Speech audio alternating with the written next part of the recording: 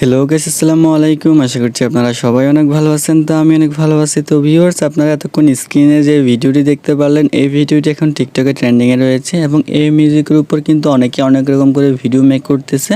তো ভাবলাম এই মিউজিক দিয়ে একটা এক্সএমএল ফাইল নিয়ে আসি আপনাদের জন্য। তো ভিউয়ার্স, আজকের এই ভিডিওটি যারা মেক করতে চান তাদেরকে আজকের এই ভিডিওটি কন্টিনিউ করতে হবে। তো চলুন কথা না বাড়িয়ে স্ক্রিনে যে ভিডিওটি চলতেছে এই ভিডিওটি কিভাবে মেক করবেন দেখিয়ে দিব। তো এই ভিডিওটি মেক করতে আমাদের প্রয়োজন হবে একটা এক্সএমএল ফাইল, সেকেন্ড আমাদের কিছু পিকচার, থার্ড আমাদের একটা ব্যাকগ্রাউন্ড মিউজিক, ফোর্থ আমাদের Alightmotion অ্যাপ্লিকেশন। তো ভিউয়ার্স, আমরা এই সব কিছু রেডি করে নিব।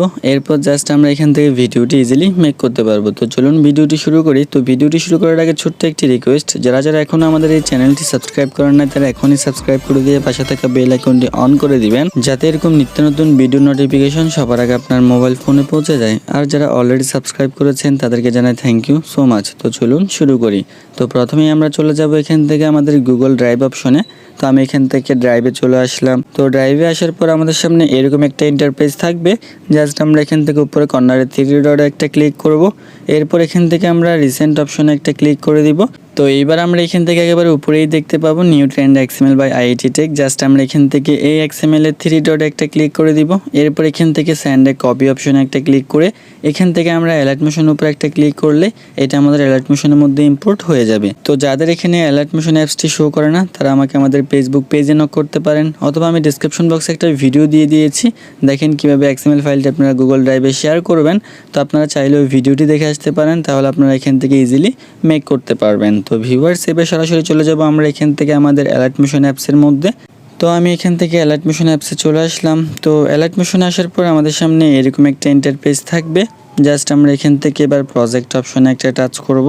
তো প্রজেক্টে আসার পর আমাদের সামনে আরও একটি নিউ ইন্টারফেস চলে আসবে।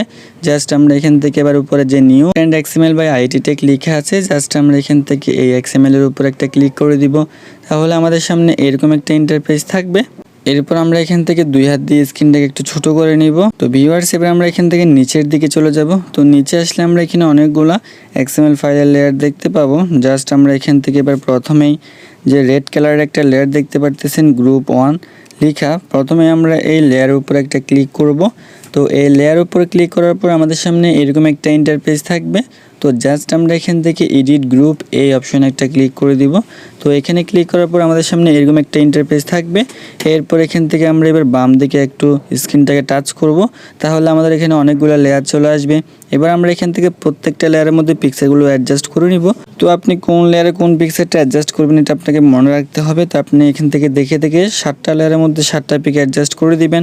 তো আমি আগে থেকে অ্যাডজাস্ট করে নিয়েছি। এরপর জাস্ট আপনি এখান থেকে উপরে কর্নারে নিউ ট্রেন্ডে একটা ক্লিক করে দিবেন। তো আবার আপনাদেরকে এরকম একটা ইন্টারফেসে নিয়ে আসবে।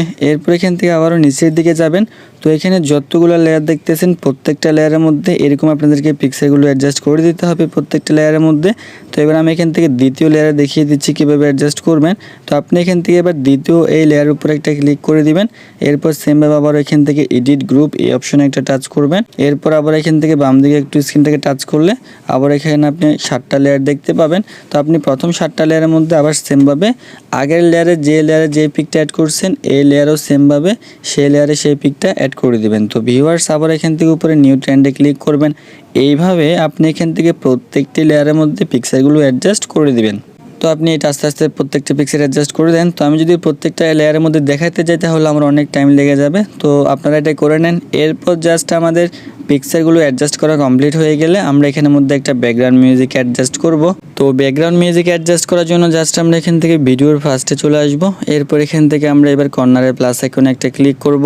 এরপর এখান থেকে আমরা মিডিয়া অপশনে একটা টাচ করে দিব। তো মিডিয়াতে আসার পর আমাদের সামনে এরকম একটা ইন্টারফেস থাকবে। জাস্ট আমরা এখান থেকে এবার ব্যাকগ্রাউন্ড মিউজিকটি সিলেক্ট করে দিব। তো সিলেক্ট করার পর একেবারে উপরে আমাদের ব্যাকগ্রাউন্ড মিউজিকটি চলে আসবে। জাস্ট এখান থেকে আমরা ব্যাকগ্রাউন্ড মিউজিকের উপরে একটা ক্লিক করব।